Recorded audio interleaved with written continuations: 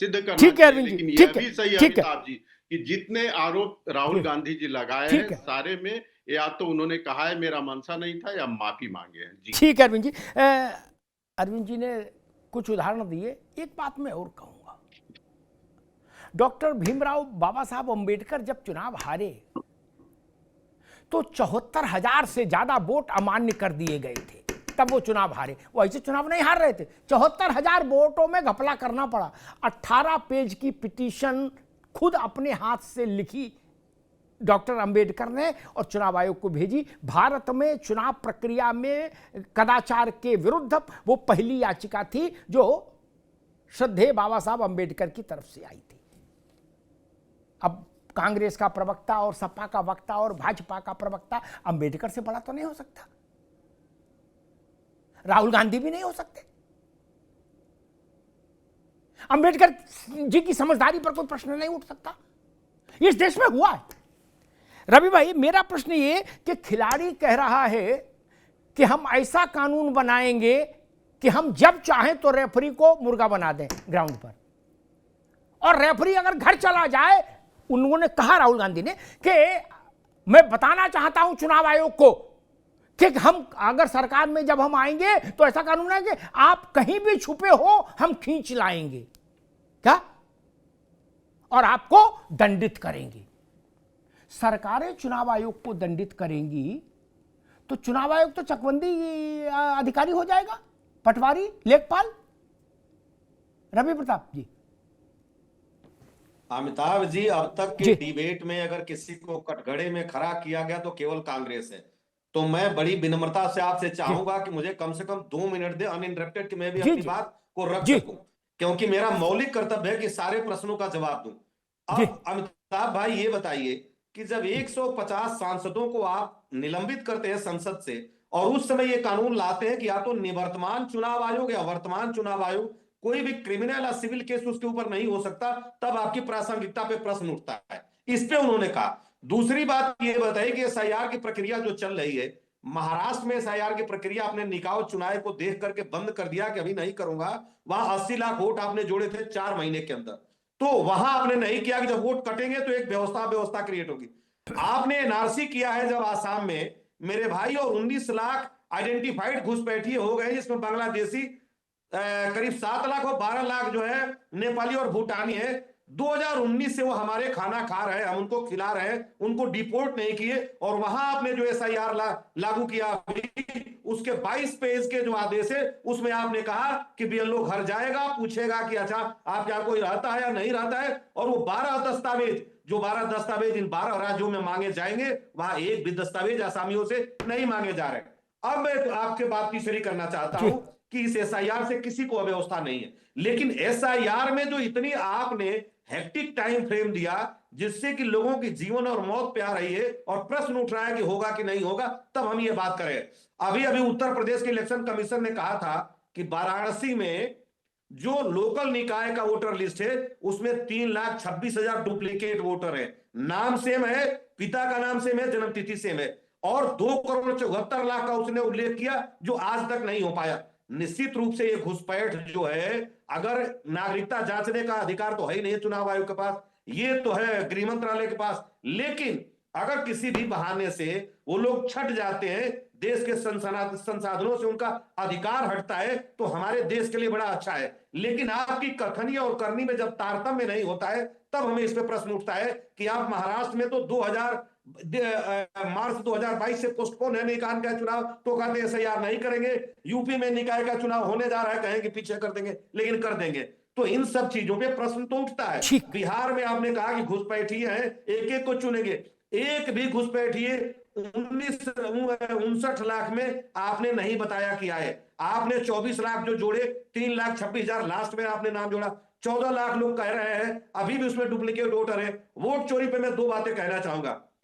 24 पे, न्यूज 24 पे जो वो बैठे थे, के सिंह एक बैठे थे, उन्होंने ये कहा उसमें दूसरे चैनलों का नाम लेके यहां बहस नहीं करो महाराज, वो प्रोटोकॉल नहीं है, है ना, कि कुछ चैनल पर कौन बैठे थे, वो प्रोटोकॉल नहीं है।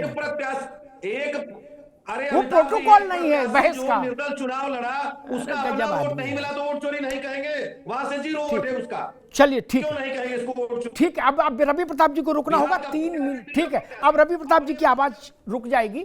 3 मिनट उनको इसलिए दिए गए, उन्होंने कहा था 2 मिनट दिए जाएं। हमने कहा नहीं, वो प्रमुख विपक्षी दल है, उनको 3 मिनट मिलने चाहिए अपनी बात कहने के लिए। जो उनके पास तर्क थे उन्होंने अच्छे से रख दिए। अशोक जी के पास जाऊं उससे पहले एक तथ्य दुरुस्त कर दूं जिसको उन्होंने घुमा दिया थोड़ा सा।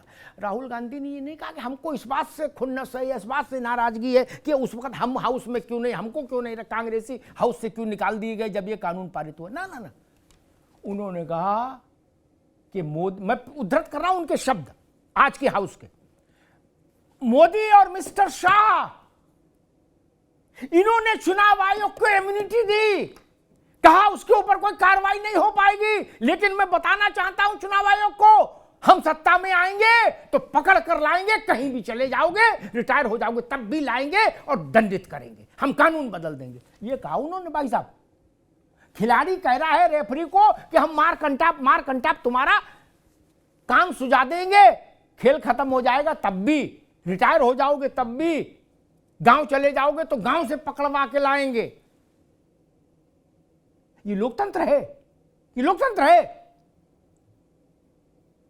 आज अब भेड़िया धसान है भाई, इसको लोकतंत्र बताया जा रहा है कि दरोगा के पास ये पावर क्यों नहीं कि मुख्य चुनाव आयुक्त की कुंडी खटखटाए और 2 कान के नीचे दे और कहे चलो बुलाया है एसपी साहब ने। और एसपी साहब किसकी सुनेंगे? एसपी साहब सरकार की सुनेंगे, स्वाभाविक है। ये कहना चाह रहे राहुल गांधी। अशोक जी, ये तो बहुत बड़ा गड़बड़ हो जाएगा मामला। अगर यही चाह रहे हो, इसी बात से नाराजगी है कि चुनाव आयोग को सरकार के डंडे से परे क्यों कर दिया, इस बात पर इतनी नाराजगी, बोले कहीं चले जाओ ज्ञानेश, हम ढूंढ लेंगे तुमको, छोड़ेंगे नहीं। क्या चाहते हो? खिलाड़ी रेफरी को उठक बैठक कराए, एम्पायर को, ऐसा खेल चाहते हो अशोक जी? अमिताभ जी, चुनाव आयोग को सरकार के डंडे से परे जो है सुप्रीम कोर्ट के आदेश ने तो किया था। इसके पहले मैंने बोल चुका हूं 2 मार्च 2023 को। दूसरी बात, जो चुनाव आयोग को लेकर के जब हमारे संविधान निर्माताओं ने परिकल्पना की थी कि देश के लोकतंत्र को मजबूत बनाए रखने के लिए कैसा चुनाव आयोग हो, उस चुनाव आयोग को कल्पना किया गया था कि जो निष्पक्ष हो, किसी की तरफ ना हो, उसको इम्यूनिटी यही जान के दी गई थी। तो इम्यूनाइज होगा तो सरकारों का अंकुश उसके ऊपर नहीं लगेगा। उन संविधान निर्माताओं को कभी सोच थी क्या कि ज्ञानेश कुमार जैसे भी चुनाव आयुक्त होंगे इस देश में? कभी कोई नहीं सोचा होगा। अभी आज हमारे राष्ट्रीय ध्वज जी ने 3-4 एग्जाम्पल दिए लोकसभा में, रामपुर उपचुनाव, मिल्कीपुर उपचुनाव और फर्रुखाबाद का लोकसभा चुनाव, 3-3 एग्जाम्पल उन्होंने दिया और बताया कि कैसे वीडियो टैग किया गया, रिटर्न लेटर लिखा गया, एफिडेविट दिया गया, एफिडेविट की रिसीविंग दिखाई गई। लेकिन चुनाव आयोग एक सिंगल अधिकारी के ऊपर एक्शन नहीं ले। सिंगल इस तरह का चुनाव आयोग अगर होगा, जो चुनाव आयोग, तो आप सुप्रीम कोर्ट तो क्यों डीएम नहीं के जा नीचे रहे? कर देंगे। अशोक भाई, तो उसको डीएम के नीचे कर देंगे और डीएम नेताजी के नीचे, यही चाह रहे हो? यही चाह रहे हो? मेरा कहने का मतलब ये नहीं है, चाह तो यही रहे, मन में लग रहा। मैं ये बात नहीं कह रहा हूं, मैं ये कह रहा हूं कि चुनाव आयोग कैसा है इस देश का, ऐसा हो नहीं सकता। इसके अलावा एग्जाम्पल उन्होंने दिया था कि सरकार में जो मोबाइल डिस्ट्रीब्यूशन की योजना बनाई थी, इसी भाजपा ने रुकवा दिया और कहा कि ये तो चुनाव को जो प्रभावित करने की कोशिश है। वही चुनाव आयोग बिहार में अंधा बन जाता है, 10 रुपए बंटवाता है। अशोक भाई ठीक है, जी, ऐसे चुनाव आयोग को, जो चुनाव आयोग हत्यारा है लोकतंत्र का, तो जो हत्यारोपी के ऊपर कुछ न कुछ तो मुकदमा चलना चाहिए कि नहीं चलना चाहिए? जो हत्यारे के ऊपर मुकदमा चलना चाहिए। अभी रुकना होगा अरविंद जी, अभी नहीं, रुक जाइए। नहीं, गिल साहब इंदिरा गांधी की कोर टीम के कारकुन थे, कार्यकर्ता थे, नेता नहीं, कार्यकर्ता थे अशोक जी। हैं, एक दिन सुबह इंदिरा गांधी का मन हुआ, बोले गिल तुम मुख्य चुनाव आयुक्त हो जाओ। बोले जी मैडम। कहा, बोले बाद में आना तो तुमको मंत्री बना देंगे। क्या ऐसा चुनाव आयुक्त चाहते हो ना? चुनाव आयुक्त यही ना, खुल के बोलो यार, क्या वैसा वाला चाहते हैं कि हम लोहिया वाहिनी का आजमगढ़ के अध्यक्ष को आज मुख्य चुनाव आयुक्त बना दें, फिर उसके बाद उसको एमएलसी बना देंगे? ऐसा चाहते हो? यही पीड़ा है कि ऐसा क्यों नहीं कर पा रहे? तो करके देख लो, जब सरकार आए तो कर लेना, ऐसे तो हो नहीं सकती। और ना उत्तर प्रदेश में सरकार आने से ये कर पाओगे महाराज, क्या? इसके लिए तो केंद्र में सरकार चाहिए, आ जाए और उतना बड़ा बहुमत आ जाए, तभी नहीं कर पाओगे। लेकिन ये प्रवृत्ति खतरनाक है अशोक बाबू, क्या?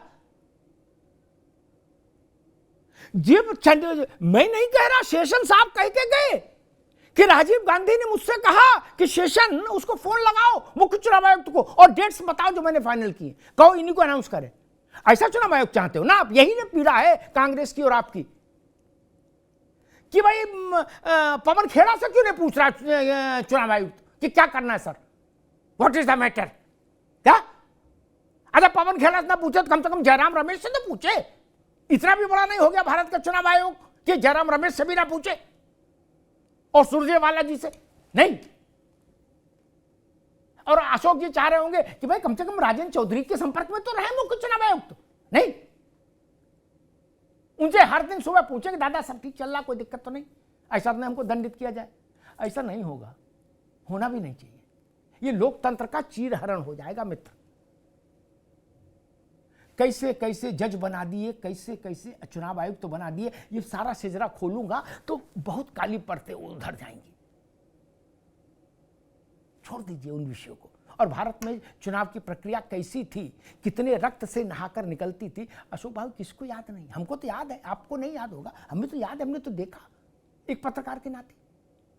इंदिरा जी के समय में असम में चुनाव हुआ था, इंडियन एक्सप्रेस ने कार्टून छापा था, हड्डियों के ढेर, और हड्डियों के ढेर के ऊपर कांग्रेस का झंडा लेके इंदिरा जी, क्या?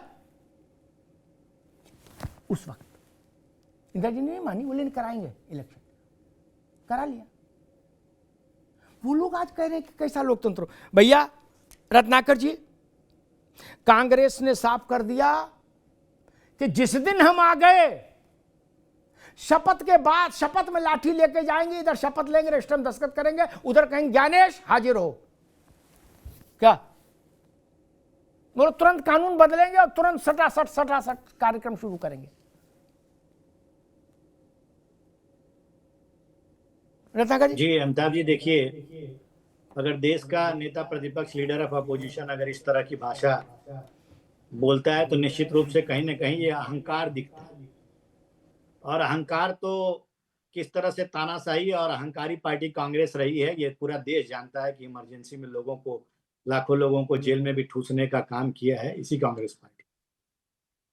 और कांग्रेस पार्टी में तो अहंकारी हैं, लेकिन अति आत्मविश्वासी जो है वो समाजवादी पार्टी में है। अभी आपने लोकसभा में जो बहस हो रही थी, उस बहस के दौरान अखिलेश यादव जी ने कहा, और बड़े आवेश में कहा, जैसा अभी अशोक यादव जी ने भी कहा कि चुनाव आयोग हत्यारा है, चुनाव आयोग हत्यारा है, ज्ञानेश कुमार हत्यारा है। ये अति आत्मविश्वासी लोग हैं, आवेश में कहते हैं। अखिलेश जी ने कहा कि अगर बैलेट पेपर से चुनाव हो तो उत्तर प्रदेश में एक भी सीट भारतीय जनता पार्टी नहीं जीत पाएगी। मतलब ये कल्पना से परे है और कहीं पे भी यह डाइजेस्ट होने वाली चीज नहीं है कि अगर चुनाव होता है तो भारतीय जनता पार्टी एक भी सीट नहीं पाएगी। और देखिए, ये बहाने हैं इनके हारने के। जनता आज क्या चाहती है? जनता ये चाहती है कि लॉ एंड ऑर्डर राज्य में पूरी तरह से व्यवस्थित हो। जनता ये चाहती है कि राज्य में विकास हो। जनता ये चाहती है कि देश में रोजगार हो, उनके बच्चों का भविष्य सुरक्षित हो। जनता ये चाहती है, कहीं पे भी जंगल राज नहीं चाहती है जनता। जनता हमेशा सुशासन चाहती है। मेरे पास है प्योर पाव भाजी का मसाला, प्योर पाव भाजी मसाला, पाव भाजी को टेस्टी बना डाला, सबका राजा आल प्योर मसाला। अब छोलिया हो या लोबिया, सफेद चने या काले चने, सब कुछ मजेदार बने।